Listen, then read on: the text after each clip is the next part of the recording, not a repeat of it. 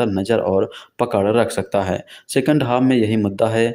अब तक अपनी एनर्जी पर कड़ी लगाम लगाते आए रणबीर सिंह को एक्शन सीन मिलते हैं। जिस टाइट तरीके से रॉ एक्शन फिल्माया गया है वो दमदार है।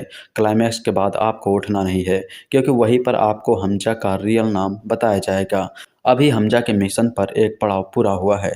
अभी तो मेजर इकबाल बाकी है। कोई बड़े साहब हैं जो पूरे एंटी इंडिया ऑपरेशन के आका हैं। इसका भी इलाज बाकी है। धुरंधर एक तगड़ी स्पाई ड्रामा फिल्म बन पड़ी है। आदित्य धर ने एक बार फिर दिखाया है कि उनकी फिल्म मेकिंग की धार कितनी पैनी है। थिएटर से निकलने के बाद अक्षय खन्ना की खूब बातें होती हैं। रणबीर डायरेक्टर की चर्चा होती है। लंबे सीन का एनालिसिस होता है। बीच बीच में फिल्म भारतीय पॉलिटिक्स को भी एड्रेस करती है। इसके बारे में भी फिल्म देखने के बाद लोग अलग से चर्चा करते मिलेंगे। फेवर में भी विरोध में भी, मगर बात करेंगे क्योंकि फिल्म सॉलिड है। लंबाई थोड़ी ज़्यादा ज़रूर है, मगर वो नैरेटिव को हेल्प ही करती है, कमज़ोर नहीं। म्यूजिक बहुत अपबीट है। लंबी फिल्म को स्लो नहीं लगने देता। गालियाँ भी काफ़ी हैं। खून खच्चर से कैनवास पेंट करने वाला मामला है। नहीं पचा पाने वाले सावधान हो जाएं, बच्चों को साथ लेकर ना जाए।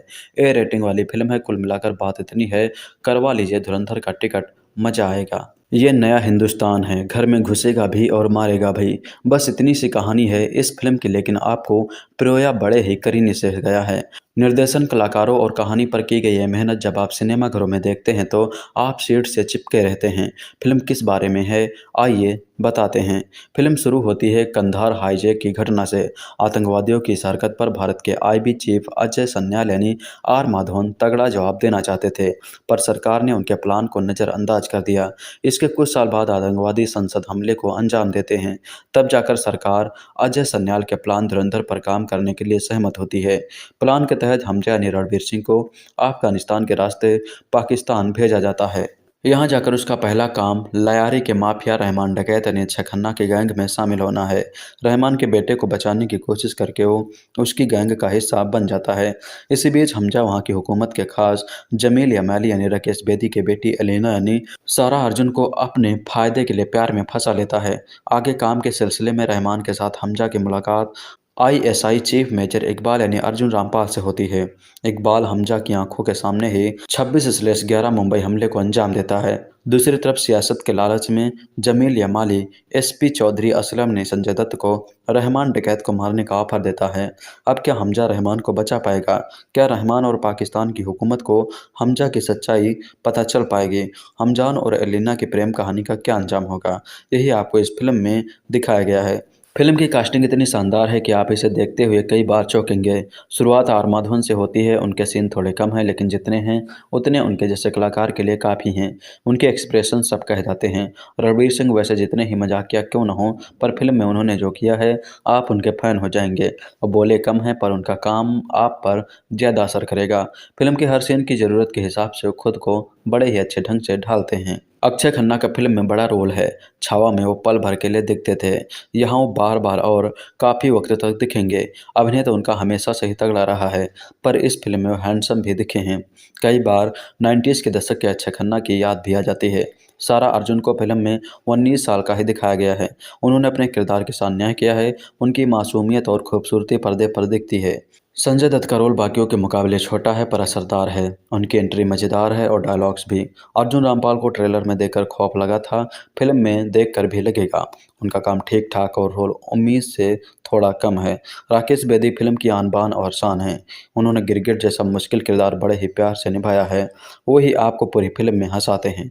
इन सब के अलावा छोटे रोल में मानव गोहिल, सौम्या टंडन और बाकी सभी कलाकार का काम बेहतरीन है।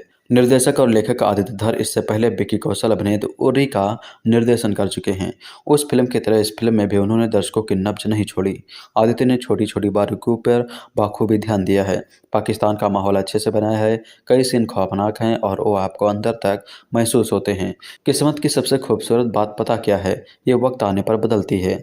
जब आप जीतने के लिए लड़ रहे हों तो नज़रें और सब्र दोनों रखना होता है। इस तरह के डायलॉग गहरा असर छोड़ जाते हैं। कलाकारों के लुक और मेकअप पर जमकर मेहनत हुई है। छोटे छोटे किरदार भी मंचे हुए कलाकारों से करवाए ताकि कोई कमी ना रहे। तारीफ करनी होगी इस बात की कि इतनी सीरियस फिल्म के अंदर भी वह कई कॉमेडी सीन ले आते हैं और फिल्म कहीं भी हल्की भी नहीं होती। इस तरह की फिल्मों में अक्सर गाने और लव स्टोरी फिल्म की गति कम करते हैं, पर आदित्य धर इससे भी बचकर निकल जाते हैं। अंत में आपको महसूस होता है कि यह ज़बरदस्ती नहीं ठूसे गए हैं, बल्कि स्क्रिप्ट की ज़रूरत है। फिल्म वास्तविक घटनाओं से होकर गुजरती है, इसलिए कोई रॉ फुटेज और ऑडियो भी पेश किए गए हैं। यह आपको याद दिलाते हैं कि आतंकवाद ने हमें कितने गहरे जख्म दिए हैं। ट्रेलर और टीजर में दर्शकों को जो एक्शन सीक्वेंस दिखे थे फिल्म में, उससे कुछ ज़्यादा हैं। इन्हें अच्छे से शूट किया गया है और ये फिल्म की गति बढ़ाने का भी काम करते हैं। हिंसा है पर बेवजह नहीं है। वीएफएक्स का इस्तेमाल कम है और सही जगहों पर किया गया है। लयारी और पाकिस्तान को दिखाते वक्त छोटी छोटी बारीकियों का ध्यान रखा गया है। बीजीएम सीन के हिसाब से बदलता रहता है। इंट्रेस और एक्शन सीन में पुरानी फिल्मी गानों का बढ़िया यूज किया गया है। यह फिल्म यकीनन कुछ नया लेकर आई है, वो भी नए अंदाज में। यह एक जासूस वाकई जासूस लगता है, न कि सुपर हीरो। कहानी असल घटनाओं से जुड़ी हुई है। फिल्म की लंबाई को लेकर कई लोगों के मन में सवाल है, पर मुझे तो इसने कहीं भी बोर नहीं किया।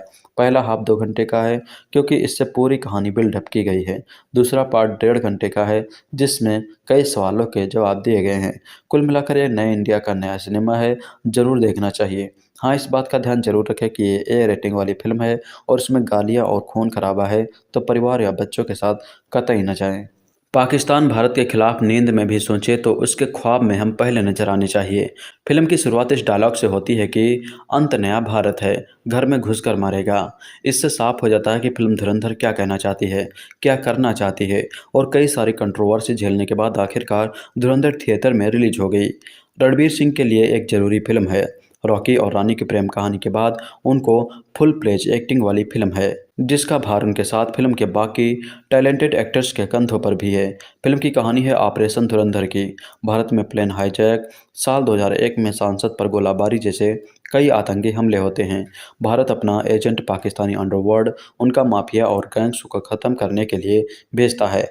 आगे की कहानी को देखने के लिए फिल्म देखना सही होगा।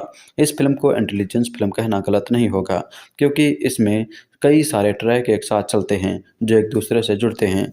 पाकिस्तान के नापाक इरादों को कैसे देश का इंटेलिजेंस ख़त्म करती है वो सब फिल्म में दिखाया गया है। इसके लिए सांसद पर हमला, मुंबई पर हुए आतंकी हमला, प्लेन हाईजैक, देश को नुकसान पहुंचाने के लिए पाकिस्तान का नकली नोट छापना या फिर पाकिस्तान और बलूचिस्तान के मतभेद और उनका भारत पर असर जैसे कई मुद्दों को दिखाया गया है। लेकिन इसमें आदित्य कहीं भी कन्फ्यूज नहीं रहते हैं, वो सभी सवालों के जवाब देते हुए चलते हैं। संसद में हुए हमले के कुछ रियल फुटेज भी लिए गए हैं।